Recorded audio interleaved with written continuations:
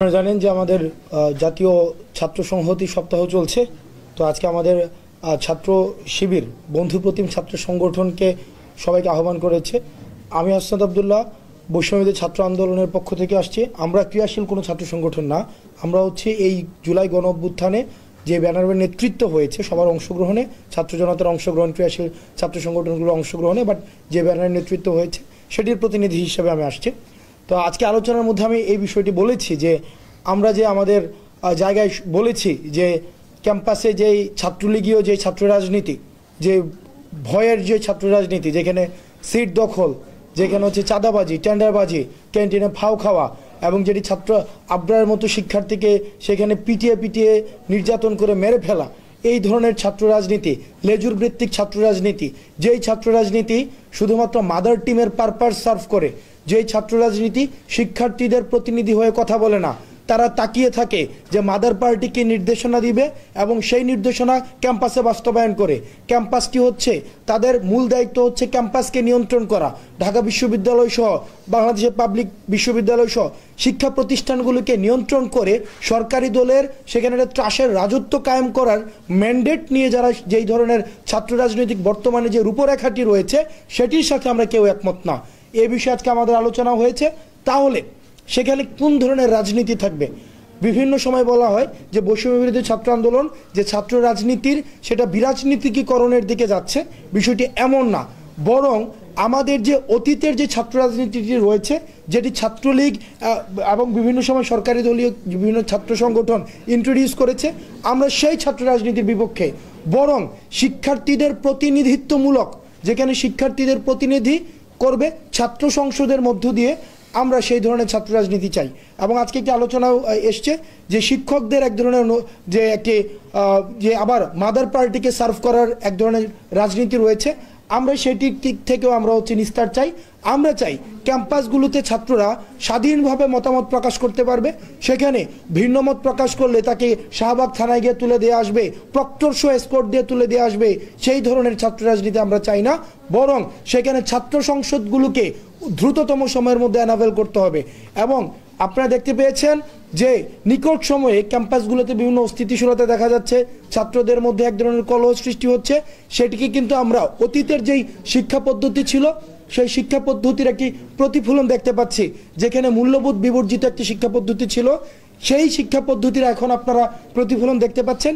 সেটিকে নিয়ন্ত্রণের জন্য আমরা মনে করি ছাত্র সংসদ একটি হচ্ছে ফলপ্রসূ সমাধান হতে পারে, যেটির মধ্য দিয়ে সেখানে শিক্ষার্থীদের সমাধান বা শিক্ষার্থীদের জিজ্ঞাসা, শিক্ষার্থীদের চাওয়া তারা ছাত্র নেতৃত্বের মধ্য দিয়ে তারা প্রশাসনকে উপস্থাপন করতে পারবে। এই বিষয়গুলো নিয়ে আজকে আলোচনা হয়েছে। আজকে 34টি আজকে ক্রিয়াশীল ছাত্র সংগঠন ছিল যারা ফেসিবাদ বিরোধী আন্দোলনে সামনে থেকে নেতৃত্ব দিয়েছে, অংশগ্রহণ ছিল। আমাদের আলোচনা আজকে প্রাথমিকভাবে আলোচনা হয়েছে। আমরা হচ্ছে আলোচনাটি চলমান, আলোচনাটি চলমান। আমাদের 25শে নভেম্বর একটি প্রাথমিক আলোচনা হয়েছে, তারও আগে টিএসসিতে আলোচনা হয়েছে, আজকেও আলোচনা হয়েছে। আমাদের মঙ্গলবারে বৈষম্যবিরোধী ছাত্র আন্দোলন আমরা জানিয়েছি যে মঙ্গলবারে আবার সব ধরনের ক্রিয়াশীল ছাত্র সংগঠনগুলি নিয়ে বসবো এবং ভবিষ্যতের যে ছাত্র রাজনীতি যে রূপরেখাটি সেটি কেমন হতে পারে, সেটি কিভাবে শিক্ষার্থী বান্ধব হবে, সেটি কিভাবে আর ছাত্রলীগীয় যেই ভয়ের যে রাজনীতি সেই রাজনীতি আর থাকবে না, কিভাবে ছাত্র প্রতিনিধিত্বমূলক হতে পারে, সেগুলো নিয়ে আমরা কথা বলবো। আলোচনা চলমান থাকছে। আমরা দেখেছি যে মোংলা কলেজে যখন হামলা করা হয় বিপক্ষে যখন দীর্ঘ সময় তারা ডাক দৌড় পিটিয়ে দীর্ঘ 2 ঘন্টার সময় পর কিন্তু এখান থেকে সেই মোংলা কলেজে গেছে যাত্রাবাড়ি এলাকায়। সেই ক্ষেত্রে আমরা দেখেছি যে সেখানে কোনো আইন শৃঙ্খলা রক্ষাকারী বাহিনীর সদস্য ছিল না। কেন ছিল না? আপনারা যেহেতু একটি বিপ্লবের পরে কিন্তু আপনারা নেতৃত্ব দিয়েছেন, সেই জায়গা থেকে আপনাদের কোনো ভূমিকা ছিল কিনা এই যে শিক্ষার্থীদের রোধ করার ক্ষেত্রে, এ ধরনের ধ্বংসযজ্ঞ চালানো থেকে রোধ করার ক্ষেত্রে আপনাদের ভূমিকাটা কি ছিল, যেহেতু আপনারা ছাত্রদের বড় একটা প্রতিনিধিত্ব এর আগে স্বল্প সময় করেছেন? আমি একটু যোগ করি, আসলে সমসাময়িক বিভিন্ন ইস্যুতে অন্তর্বর্তী সরকার কি কিছুটা ব্যর্থতার পরিচয় দিচ্ছে কিনা বা সরকার কি সঠিক পথে আছে কিনা এটা সে দেখুন, আমরা হচ্ছে প্রথম দিনই বলেছি যে এই যে ছাত্ররা অন্তত 2 দিন আগে ঘোষণা দিয়ে হচ্ছে যে কনফ্লিক্ট ক্রিয়েট করেছে, সেটি নিয়ন্ত্রণ করার ক্ষেত্রে সেটি হচ্ছে complete failure of the intelligence. আমরা দেখেছি বিগত সময়গুলোতে আমরা সাইন ল্যাঙ্গুয়েজ ব্যবহার করে আমাদের কর্মসূচি দিতে হতো। সাইন ল্যাঙ্গুয়েজ কিন্তু তারা মানে তখন ইন্টেলিজেন্স উইং জেনে যেত এখানে যারা রয়েছেন সবাই হচ্ছে নির্যাতিত নিপীড়িত গত 16 বছর ধরে। আমরা দেখেছি যে কিভাবে হচ্ছে কর্মসূচি দিতে হয়, সাইন ল্যাঙ্গুয়েজ ব্যবহার করতাম যে আগামীকাল ওই জায়গায় কর্মসূচি হবে, আগামীকাল সেই জায়গায় কর্মসূচি হবে, তাও সেটা ইন্টেলিজেন্স উইং জেনে যেত। কিন্তু এখন 2 দিন আগে ফেসবুকে ঘোষণা দিয়েছে সেই জায়গায় ইন্টেলিজেন্স উইংয়ের একটা ইনঅ্যাক্টিভিটি আমরা দেখতে পেয়েছি, যেটাকে আমরা ফেইলিওর হিসেবে আমরা চিহ্নিত করেছি। 2 নম্বর বিষয় সেটা হচ্ছে আমাদের কর্মসূচিটি কী ছিল বা পদক্ষেপটি কী ছিল সেটাকে মিটিগেট করার ক্ষেত্রে আমরা সেখানের প্রতিনিধিদেরকে ডেকে নিয়ে এসে আমরা কথা বলেছি। তারা আমাদেরকে বলেছে তারা হচ্ছে শুধুমাত্র তাদের দাবি দিবে, এই ধরনের মব ক্রিয়েট করবে, এই বিষয়গুলোকে আমরা এড়িয়ে যাওয়ার জন্য আমাদের জায়গা থেকে আমরা সর্বোচ্চ আহ্বান জানিয়েছি। সর্বশেষ বিষয় আমি একটি জিনিস বলতে চাই, সেটা হচ্ছে আমাদের সুশীল সমাজ যারা রয়েছে, আমাদের টকসুজীবী কিছু মানুষ রয়েছে, তাদেরকে আমি একটি বিষয় বলতে চাই যে তাদের একটা দেখেন তাদের একটা বিষয় আছে, তারা আওয়ামী লীগে পছন্দ করে না, তারা ছাত্রলীগে পছন্দ করে না, জামাতে পছন্দ করে না, বিএনপি পছন্দ করে না, তারা কাউকে পছন্দ করে না। তারা হচ্ছে কি যেই আসে তাদের মানে তাদের মূল কাজটাই হচ্ছে যেই থাকবে তাকেও শুধুমাত্র সমালোচনা করা।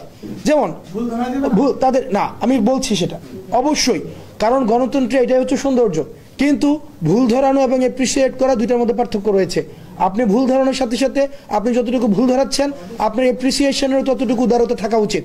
দেখেন কিছু কিছু টকসুজীবীর মূল কাজটি হচ্ছে সেখানে তারা কাউকে সহ্য করতে পারে না।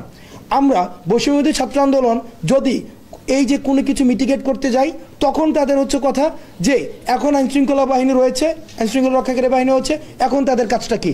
আবার যদি না যাই তখন হচ্ছে কি যেহেতু তারা যাচ্ছে না কেন, তারা তো আন্দোলনটা করেছে, এখন তাদের কারণে এই সংঘর্ষগুলো হচ্ছে। এখন সেই জায়গাতে আমাদের যারা হচ্ছে সুশীল সমাজ রয়েছে, যারা আমাদেরকে দিক নির্দেশনা দেয়, তাদের কাছ থেকে আমরা যেটাকে আমরা বলি যে আমরা গঠনমূলক সমালোচনা প্রত্যাশা করি। কেউ সমালোচনার ঊর্ধ্বে না, কিন্তু আমরা চাই তারা আমাদের অভিভাবক, তারা হচ্ছে আমাদের বুদ্ধিকে তারা প্রতিনিধিত্ব করে, সেই জায়গা থেকে আমরা গঠনমূলক সমালোচনা প্রত্যাশা করি।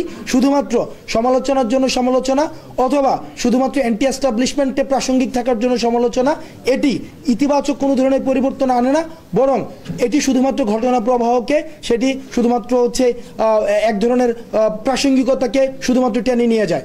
আরেকটি বিষয়, এখানে গণমাধ্যমের কর্মীরা যারা রয়েছেন আপনাদের কাছে বিনীতভাবে অনুরোধ করব বস্তুনিষ্ঠ সংবাদ পরিচালনা করার জন্য।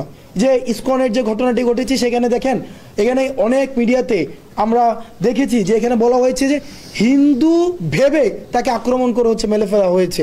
এটা কিন্তু বিশ্ব দরবারে এক ধরনের নেতিবাচক এক ধরনের বার্তা পৌঁছায় যে বাংলাদেশে এমন একটি পরিবেশ তৈরি হয়েছে যেখানে হিন্দু ভাবলে মানুষকে মেরে ফেলা হচ্ছে। তো আমি আপনাদের কাছে প্রত্যাশা করব এই পুরো অভ্যুত্থানে আপনাদের যে নিরলস পরিশ্রম, সেই পরিশ্রমকে আমরা সবসময় কৃতজ্ঞতা ভরে স্মরণ করি, কিন্তু একই সাথে সাথে আপনাদের দায়িত্ব অনেক বেড়ে গিয়েছে। আপনাদের কাছে আমাদের আহ্বান থাকবে যেন বস্তুনিষ্ঠ আপনাদের যেই সংবাদ পরিচালনা করেন, যাতে করে ফ্যাক্টটা উঠে আসে, মানুষ যেন সঠিক তথ্যটা পায় এবং সেই অনুযায়ী যেন তার সিদ্ধান্ত গ্রহণ করতে পারে। একটা রেলিভেন্ট প্রশ্ন, যে সকল মিডিয়া যারা ফেক নিউজগুলো বাংলাদেশে থেকে 5 আগস্টের পরিবর্তিত বাংলাদেশে এখনো কন্টিনিউ করে যাচ্ছে, ওই সকল মিডিয়া হাউসের সাথে আপনারা থ্রেট নয় মানে পারস্পরিকভাবে বসে তাদের সাথে কোনো আপনারা কি বোঝাপড়া করছেন কিনা যে ভবিষ্যতে তারা এই ভুলগুলো আর করবে কিনা? দেখেন গণমাধ্যমের স্বাধীনতায় এই সরকার সবচেয়ে উদারতার পরিচয় দিচ্ছে নিকট অতীত সময়ের মধ্যে। আপনারা দেখেছেন যে শুধুমাত্র বঙ্গবন্ধুর 15 আগস্টে কালো ব্যাজ না লাগানোর জন্য বা তাকে স্মরণ করানোর জন্য শিক্ষককেও কিন্তু কারাগারে যেতে হয়েছে। সেখানে কোনো ধরনের বাক স্বাধীনতা, যেটা সেখানে মত প্রকাশের স্বাধীনতা ছিল, তবে সেটা সহমত প্রকাশের স্বাধীনতা, দ্বিমত প্রকাশের কিন্তু স্বাধীনতা ছিল না। কিন্তু এই অন্তর্বর্তীকালীন সরকারের অনেক সীমাবদ্ধতা রয়েছে, সেগুলো নিয়ে আমরা কথাবার্তা বলেছি। দ্রব্যমূল্যের ঊর্ধ্বগতি, সেখানে আইনশৃঙ্খলার অবনতি, সেখানে আহতদের চিকিৎসার বিষয়ে সীমাবদ্ধতা, কথা আমরা এগুলো অনেক বলেছি।